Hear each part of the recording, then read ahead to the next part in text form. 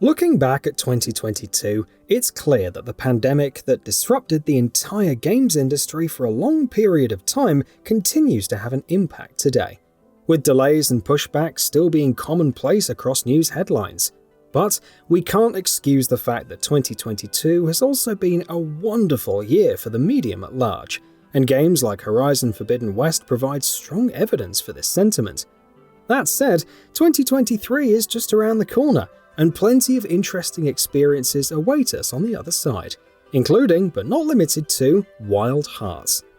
The newest game under the EA Originals publishing banner, Wild Hearts has plenty of similarities to Monster Hunter, but reducing a game to its inspirations rarely does it justice. Omega Force's latest has plenty of neat tricks up its sleeve, and it's highly likely that it might end up as one of this year's finest releases. But before diving into the why, let's first talk about the game itself. Omega Force is a developer within the larger Koei Tecmo conglomerate, and this division is best known for its work on Dynasty Warriors. Apart from that, the studio also has plenty of experience with monster hunting games thanks to its work on the Toukiden series, and Wild Hearts looks like the evolution of that formula. Wild Hearts shares the same backdrop as Toukiden in that it borrows elements from feudal Japan, though both have different storylines. The former takes players to the magical land of Azuma, where humongous beasts used to live in unison with human denizens a long time ago. However, it seems that these beasts broke that truce, and naturally, violence rampages across these lands. As a member of the warrior tribe, it's your job to hunt them down and restore peace to these lands. Sure, it's a rather simplistic framework for a story, and most of the details will probably revolve around the history of the place and lore elements associated with the many beasts that roam these lands. But when your game is about smashing giant monsters with swords, a bare-bones story is rarely the biggest criticism. And when it comes to the actual gameplay, Wild Hearts is looking really impressive in that regard as well.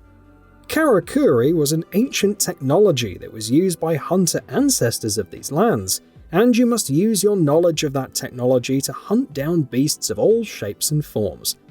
The developers have stated that crafting will be the central pillar of gameplay, and Karakuri helps in crafting all kinds of helpful traps and structures that will prove to be of paramount importance in your adventures.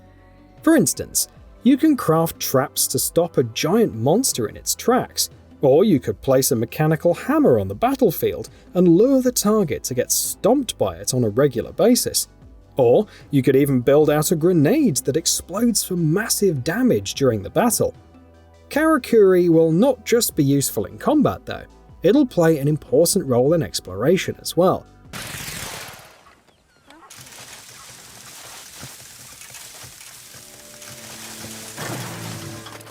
You can build out structures that generate wind currents, and use that to gain some height to reach previously unreachable areas. And similarly, you could also build out radars that guide you to a nearby monster, and save you the frustration of following its tracks manually and then getting down to fight. Hell, you can even build out a unicycle using this technology to explore these lands quickly. Apart from crafting, the moment-to-moment gameplay involves learning about the beast that you're going to hunt down, and using the appropriate gear to prepare for the fight. Much like other monster hunting games, success in Wild Hearts will depend upon the intensity of your preparations as much as your mechanical prowess with a weapon. That's not to say that the fights are going to be a cakewalk either. The creatures in Wild Hearts are looking absolutely ferocious. There are giant porcupines that are slow but hit hard, giant trolls that have the perfect blend of strength and agility. It seems fair to expect dozens upon dozens of monsters roaming these lands, and each having differing movesets that call for different strategies. As the hunter, you will have access to plenty of weapons and armor, ranging from swords to maces and bows, and each of these weapons will have their advantages and disadvantages.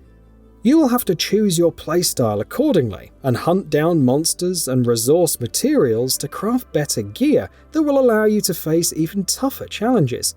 When implemented with care and attention, it can create a pretty addictive gameplay loop. And we hope that Omega Force does exactly that. In terms of world design, Wild Hearts will be following the Monster Hunter rulebook pretty closely. Instead of an open world where you can explore the entire map without any hassles, Azuma will be split into different open zones that will house beasts of different kinds.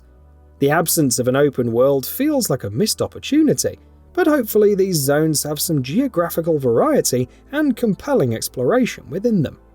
But when it comes to why Wild Hearts could end up becoming one of the most discussed and played games of the year, there are two very strong factors that could contribute to this being the case. The first is a rather unconventional one, that Wild Hearts has a short marketing cycle. Having been revealed just last year, the game will be released next month. The developers believe that the shorter marketing cycle would mean that players don't have to wait for long to play the game, and the excitement surrounding Wild Hearts' imminent release definitely suggests that this strategy has largely paid off. And the second reason is the sheer void of any co-op games coming out early this year.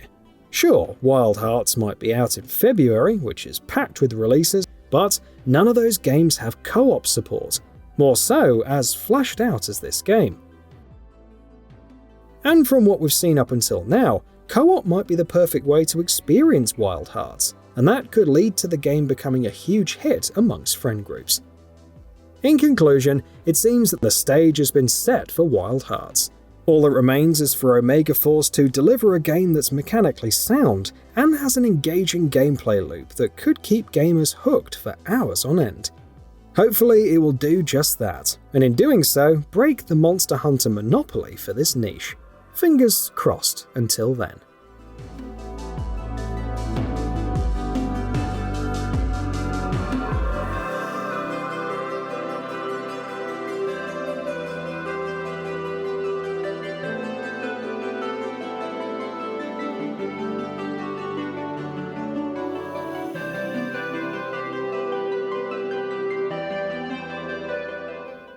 So what are your thoughts on this? Go ahead and share them in the comments below. And if you like this video, please subscribe to the channel and enable all notifications by clicking the bell icon to get new video updates. We upload every day and would really appreciate your support. Thanks for watching.